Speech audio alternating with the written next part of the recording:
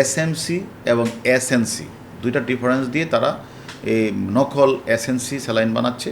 সেটা মানে কোটি কোটি মানে আমার মনে হয় স্যালাইন ঢাকা শহর সব বিভিন্ন জায়গাগুলোতে বিক্রি হয়েছে। এবং যেহেতু এক হলো ধান কাটার সিজন, আর আরেকটি হলো নির্বাচন, সব কিছু মিলে মানুষ প্রচুর পরিমাণে স্যালাইনগুলি তারা কিনেছে এবং সেটাও তারা আমাদের কাছে স্বীকার করেছে, সেটা মানে চিনি এবং লবণ দিয়ে প্যাকেট করে তারা বিক্রি করেছে।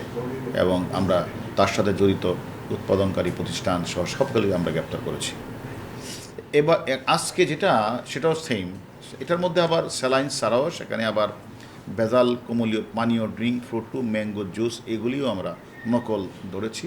আর স্যালাইন তো টেস্টি স্যালাইন তো আছেই।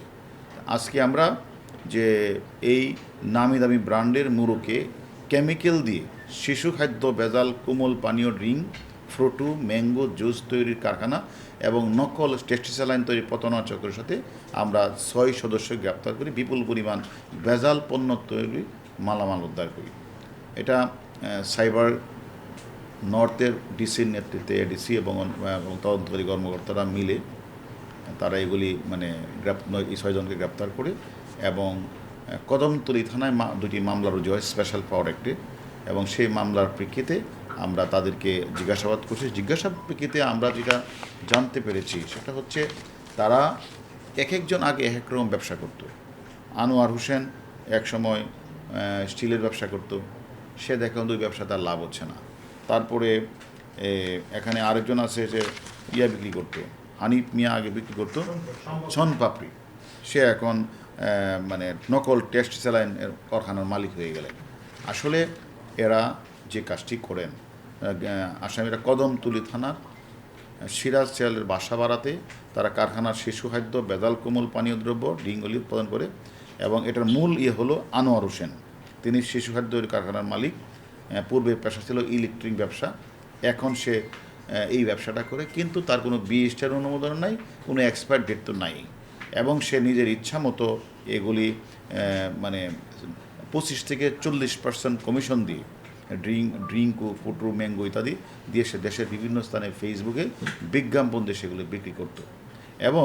এবং সে তার কোনো অনুমোদন তো নেই, বরং ভেজাল শিশু খাদ্যে নামে ব্র্যান্ডের মুরগের স্যাকারিন, পানি, আর্টিফিশিয়াল ফ্লেভার, মানহীন কেমিক্যাল দিয়ে অস্বাস্থ্যের বসে ভেজাল কোমলীয় পানীয়গুলিতে তৈরি করে আসছে। এবং তার সাথে সহায়তা করেছে শাহনেওয়াজ এবং মোর্শেদ, তারা হলো বিক্রয় কর্মী, তারা ডিস্ট্রিবিউটার।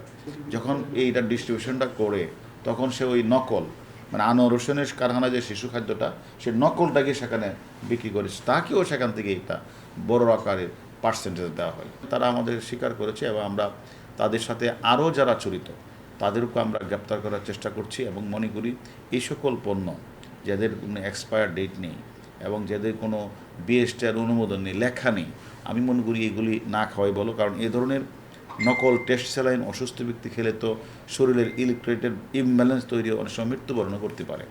যারা দেশের মানুষের সাথে প্রতারণা করে এভাবে নকল স্যালাইন বিক্রি করছে এবং শিশু খাদ্য যেমন ভেজাল কোমল পানীয় দ্রব্য, ড্রিঙ্কু, ফ্রুটু এইগুলি বাজারজাত করে মানুষকে ক্ষতিগ্রস্ত করছে, আমি মনে করি তাদের বিরুদ্ধে আমাদের সাইবার নর্থ তারা কাজ করছে এবং অনেককে গ্রেপ্তার করেছে। এবং বাকি যাদের নাম আমরা পেয়েছি অথবা যারা এই মানে বিভিন্ন জায়গাগুলোতে এই ব্যবসাটা করছে তাদের সম্পর্কে তথ্য নিয়ে আমি মনে করি সবাইকে আমরা আইনের আওতায় নিয়ে আসবো। যারা এই যে ভেজাল খাদ্যটা তারা ফ্রুটু, ম্যাঙ্গো জুস, তারপর ড্রিঙ্ক ফ্রুটু এগুলি তৈরি করছে, এগুলো একটা ঘরের ভিতরে, আমি মনে করি আইন শৃঙ্খলা এবং দায়িত্ব রয়েছে, অন্যান্য সংস্থার দায়িত্ব আছে, এমনকি এলাকার সাধারণ জনগণেরও দায়িত্ব আছে এই বাসার মধ্যে কী হয়। আমি মনে করি সকলে মিলে যদি আমরা দায়িত্বটা পালন করি তাহলে এই সকল অসাধু ব্যবসায়ীরা যারা আছে তারা আমি মনে করি তাদেরকে ধরতে আমাদের সুবিধা হবে।